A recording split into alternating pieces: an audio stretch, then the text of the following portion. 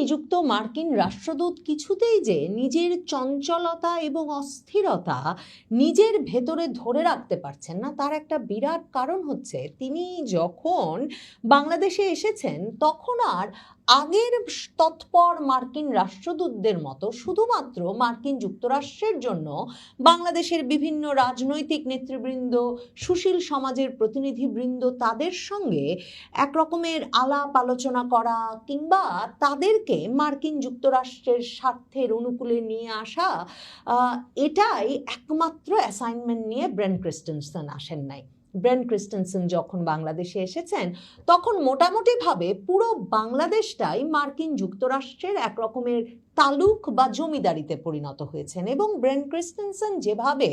বাংলাদেশময় চষে বেড়াচ্ছেন এবং photo session করছেন, দোকানে ঢুকে যাচ্ছেন মার্কিন প্রোডাক্ট বিক্রি হচ্ছে কিনা সেটা জানতে, কিংবা রিক্সা চালাচ্ছেন, কিংবা ঢাকা শহরের রিক্সার গায়ে মার্কিন পতাকা এঁকে দিচ্ছেন, কিংবা এখন যেমন তিনি গত কদিন ধরে শিরোনাম হয়েছেন রাজশাহীতে আম খেতে চলে গিয়ে, এসব কাজ করে তিনি একরকম দেখাচ্ছেন যে বাংলাদেশের কোনো জায়গায় যেতে তার কারো অনুমোদনের প্রয়োজন নাই এবং মার্কিন রাষ্ট্রদূত যে বাংলাদেশের একেবারে সীমান্তে পৌঁছে যাচ্ছে সেটাতেও সরকারের নির্বিকার থাকা ছাড়া কোনো উপায় নাই। মানে যাদের কূটনীতি সম্পর্কে কিছুমাত্র ধারণা আছে সকলেই স্বীকার করবেন যে কোনো দেশের রাষ্ট্রদূতের পক্ষে এরকম করে দেশময় চষে বেড়ানো, সীমান্ত এলাকায় চলে যাওয়া এবং সেখানে গিয়ে সীমান্ত ফাঁড়িতে পর্যন্ত আলাপ করে আসা, কিংবা নানা স্পর্শকাতর ব্যক্তিবর্গের সঙ্গে ঢাকার বাইরে গিয়েও হোটেল রুমে কিংবা সম্মেলন কক্ষে রুদ্ধদ্বার বৈঠকের পর বৈঠক করা একটা অসম্ভব বিষয় বলে বিভিন্ন দেশে, মানে আত্মমর্যাদা সম্পন্ন যে কোনো দেশে বিবেচিত হবে। কিন্তু বাংলাদেশ আসলে এখন সেই পরিস্থিতিতে নাই এবং সেটা জেনেই ব্রেন ক্রিস্টেনসেন আপন মনে ঘুরে বেড়াচ্ছেন, আমবাজারে যাচ্ছেন, বিভিন্ন আম খাচ্ছেন, ছবি তুলছেন, সেসব ছবি ছাপানোর ব্যবস্থা হচ্ছে এবং কালাই রুটি খেয়ে তার কি অনুভূতি সেটাও জানান দিচ্ছেন। কিন্তু রাজশাহীতে কি ব্রেন ক্রিস্টেনসেন আম খেতেই গিয়েছিলেন? এমন নিরীহ কারণে কি মার্কিন রাষ্ট্রদূত এই গরমে রাজশাহী পৌঁছেছেন?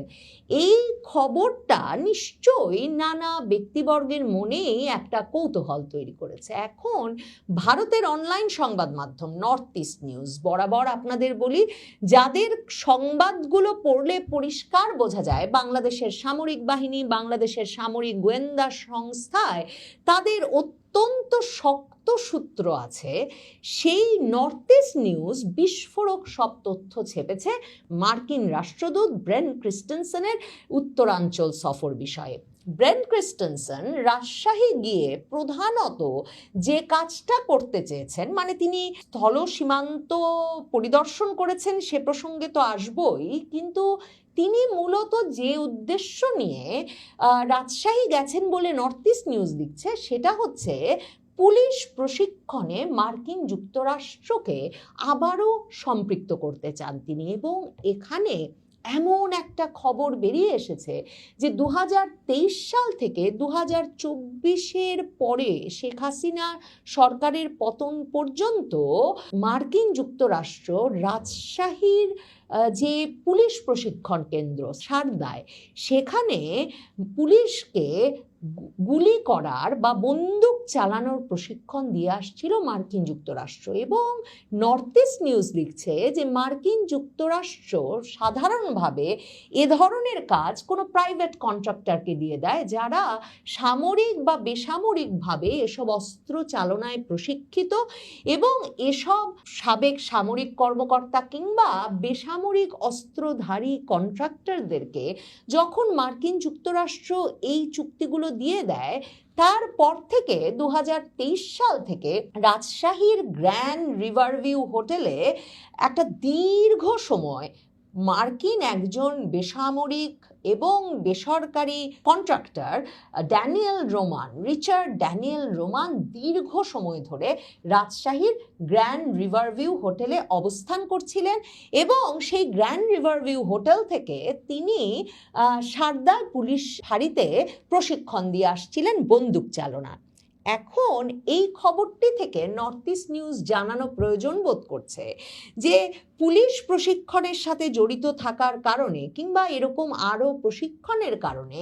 বাংলাদেশে যে মার্কিন যুক্তরাষ্ট্রের এ ধরনের অস্ত্রধারী অনেক প্রশিক্ষক বা কন্ট্রাক্টররা ছিলেন সেটা একরকমের সন্দেহ করতে হয় যখন ওয়েস্টিন হোটেলে, আপনাদের অনেকেরই মনে থাকবে 2025 সালের 31শে অগস্ট হঠাৎ করেই মার্কিন স্পেশাল ফোর্সেস অফিসার, যিনি সামরিক বাহিনীর সবচেয়ে প্রশিক্ষিত, সবচেয়ে দক্ষ, সবচেয়ে ক্ষিপ্র বাহিনীটির একজন সদস্য, সেই টেরেন্স আরভেল জ্যাকসনের মৃতদেহ পাওয়া যায়। ঢাকার ওয়েস্টিন হোটেলে যখন ওই ব্যক্তির মৃতদেহ পাওয়া যায় তখন নানা জায়গা থেকে বাংলাদেশের খবর আসতে থাকে যে বিভিন্ন সরকারি বেসরকারি কাজে কিংবা টেরেন্স আরভেল জ্যাকসনের মতো নাম না জানা কোনো অ্যাসাইনমেন্টে বাংলাদেশের বিভিন্ন জায়গায় মার্কিন অস্ত্রধারী ব্যক্তিবর্গ বা যোদ্ধারা বাংলাদেশে অবস্থান করছিলেন। এবং রাজশাহী থেকে এখন এই খবর পাওয়া যাচ্ছে যে এই টেরেন্স আরভেল জ্যাকসন ওয়েস্টিনে তার মৃতদেহ আবিষ্কৃত হওয়ার পরে কাউকে কিছু না জানিয়ে দীর্ঘ সময় 2023 সাল থেকে রাজশাহীর গ্র্যান্ড রিভার ভিউ হোটেলে পুলিশ প্রশিক্ষণের জন্য অবস্থান করছিলেন যে ড্যানিয়েল রোমান, তিনি তাৎক্ষণিকভাবে বাংলাদেশ ছেড়ে যান। এখন নর্থ ইস্ট নিউজ লিখছে এই ড্যানিয়েল রোমান পাকিস্তানের পুলিশকে প্রশিক্ষণ দিচ্ছেন। ব্রেন ক্রিস্টেনসন রাজশাহী গিয়ে সারদা পুলিশ প্রশিক্ষণ একাডেমির প্রিন্সিপাল অধ্যক্ষ আজিজুর রহমানের সঙ্গে এক রকমের রুদ্ধদ্বার বৈঠক করেছেন রাজশাহীতে, এবং তিনি সরাসরি আগ্রহ প্রকাশ করেছেন যে বাংলাদেশে আবারও যাতে মার্কিন যুক্তরাষ্ট্র পুলিশ প্রশিক্ষণ শুরু করতে পারে। এই আজিজুর রহমানও সাংবাদিকদের বলেছেন যে বাংলাদেশ জুড়েই মার্কিন যুক্তরাষ্ট্র ঐতিহাসিকভাবে পুলিশকে নানা রকম প্রশিক্ষণ দিয়ে থাকে এবং সেক্ষেত্রে তারা ইউএস প্রাইভেট মিলিটারি অর্গানাইজেশনস থেকে বিভিন্ন ব্যক্তিবর্গকে, প্রশিক্ষককে এবং প্রশিক্ষিত অস্ত্রধারীকে বাংলাদেশ সহ সেসব দেশে নিয়ে যায়। এই যে মার্কিন প্রাইভেট মিলিটারি অর্গানাইজেশন, মার্কিন বেসরকারি সামরিক সংস্থা থেকে যোদ্ধা নিয়ে আসার বিষয়টা, সেটা বিশেষভাবে কৌতূহল উদ্রেক করে 2024 জুলাই আগস্টের পরিস্থিতি মনে করলে। সে সময় কোথা থেকে 7.62 বোরের বুলেট সমৃদ্ধ অস্ত্র পরিচালনাকারী স্নাইপার রাইফেলধারী ব্যক্তিবর্গরা বাংলাদেশের রাজপথে চলে এলেন এবং কেন সে সময় নিহত বেশিরভাগ ব্যক্তি, একটা বিরাট সংখ্যক ব্যক্তি এই মিলিটারি গ্রেড স্নাইপার রাইফেল দ্বারা নিহত হলেন, সে রহস্য কিন্তু এখনো ভেদ হয় নাই। এমনকি ইউনূস সরকারের আমলে প্রথম যিনি স্বরাষ্ট্র উপদেষ্টা হয়েছিলেন ব্রিগেডিয়ার সাখাওয়াত, তিনি সেই 2024 আগস্টেই বলেছিলেন যে এমনকি পুলিশ আনসার সদস্যরাও এসব স্নাইপার বুলেট দ্বারা আহত হয়েছেন, এবং তিনি প্রশ্ন করেছিলেন তাহলে এই স্নাইপার বুলেটধারীরা কারা? বাংলাদেশের পুলিশের কাছে তো এই অস্ত্র নাই। তিনি কিন্তু ইউনূস সরকারের মেয়াদ শেষ হওয়ার পর সংবাদ মাধ্যমের সামনে এসে আরও বিস্ফোরক তথ্য দিয়ে বলেছেন যে তার কাছে যেসব ছবি আর ভিডিও আছে তাতে তিনি পরিষ্কার দেখতে পেয়েছেন এই স্নাইপার রাইফেল পরিচালনাকারীদের কেউ বাংলাদেশি নয়, এদের পোশাক আশাক চেহারা সবই ছিল বিদেশি। কোন দেশিদের মতো তারা দেখতে ছিল কিংবা কোন দেশি বলে এদেরকে সন্দেহ করা যায়, এই কোনো পাল্টা প্রশ্নই সেই সাংবাদিক যেমন করে নাই এখন পর্যন্ত ইউনূস সরকার কিংবা তারেক রহমান সরকার কেউই এই বিষয়ের রহস্য সমাধান করবার কোনো উদ্যোগ নেন নাই। কাজেই সেক্ষেত্রে এই যে মার্কিন যোদ্ধারা 2024 ওই সময়টায় পুরো সময় ছিল, এ তথ্য যে এখন বেরিয়ে আসছে নর্থ ইস্ট নিউজের বরাতে, সেটা ভীষণ তাৎপর্যপূর্ণ বটে। নর্থ ইস্ট নিউজ এটাও জানাচ্ছে শুধুমাত্র রাজশাহীর গ্র্যান্ড রিভার ভিউ হোটেলেই এমন অনেক মার্কিন প্রশিক্ষণ শিক্ষক বা যোদ্ধা সে সময় ছিলেন এবং একটা দীর্ঘ সময় গ্র্যান্ড রিভারভিউ হোটেলে তারা অবস্থান করেছেন। তারা প্রশ্ন তুলেছেন, এরা কি সকলেই তার মানে মার্কিন যুক্তরাষ্ট্রের নিযুক্ত প্রাইভেট মিলিটারি কন্ট্রাক্টরস বা বেসরকারি সামরিক কন্ট্রাক্টর ছিলেন? যেমন ওই যে ড্যানিয়েল রোমান, সেই ব্যক্তিটি ছিলেন মাকুয়া গ্লোবাল এলএলসি নামের একটা বেসরকারি সামরিক প্রতিষ্ঠানের সদস্য। এখন ব্রেন ক্রিস্টেনসেন এবার রাজশাহী গিয়ে শুধু যে পুলিশ প্রশিক্ষণ শুরু করার উদ্যোগ নিতে বৈঠক করেছেন তাই নয়, সবচেয়ে চমকপ্রদ হচ্ছে অ্যাম্বাসেডর ক্রিস্টেনসেন রাজশাহীতে বসে সেখানকার রাজশাহীর ডিজিএফআই সামরিক গোয়েন্দা সংস্থার একজন কর্নেল পদমর্যাদার ব্যক্তি সহ অন্তত 6 জন কর্মকর্তার সঙ্গেও একটা রুদ্ধদ্বার বৈঠক করেছেন। ডিজিএফআই এর সঙ্গে বৈঠক করতে তাকে কেন রাজশাহী যেতে হলো, কিংবা রাজশাহী গেছেন বলেই ডিজিএফআই এর কর্মকর্তাদের সঙ্গে বাংলাদেশের সামরিক গোয়েন্দা সংস্থার কর্তা ব্যক্তিদের সঙ্গে তাকে ওখানে কেন সাক্ষাৎ করতে হবে, সেসব প্রশ্ন নিশ্চয়ই তাকে কেউ করবে না জেনেই ব্রেন ক্রিস্টেনসেন এমন অবাধে এসব বৈঠক করছেন এবং তারপর এসব সূত্র থেকেই সেসব খবর ফাঁস হয়ে যাওয়ার পর নর্থ ইস্ট নিউজ সে খবর জানিয়ে দিচ্ছে। ব্রেন ক্রিস্টেনসেন একেবারে সীমান্ত পর্যন্ত পৌঁছে গিয়েছিলেন। তিনি